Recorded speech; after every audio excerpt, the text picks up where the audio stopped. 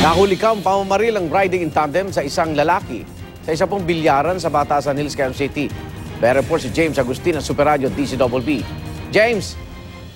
Igan, pasado alas 2 ng hapon kahapon nang pumasok sa Presidential Road, Barangay Batasan Hills, Quezon City, ang dalawang lalaki na nakasuot ng itim na jacket, sombrero at nakatakip pa ang mga mukha. Sa CCTV camera footage, makikita na tila may hinahanap ang dalawang lalaki. Huminto pa sa tapat ng bilyaran at umalis.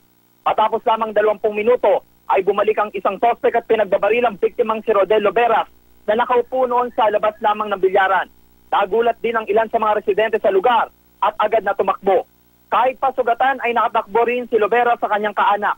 Agad siyang isinugod sa ospital matapos tamaan ng bala sa likuran. Sa inisyal na investigasyon ng Batasan Police Station, nakasakay ang dalawang suspect sa motorsiklo at nasa 5'5 hanggang 5'6 ang kanilang height. Hindi pa matukoy ang pagkakakilanlan ng biktima ng suspect dahil nakatakip ang kanilang mga mukha. Patuloy ang sinasagawang investigasyon ng mga otoridad para matukoy ang motibo sa pamamaril. Igan? Maraming salamat, James Agustin ng Super Radio DCBB.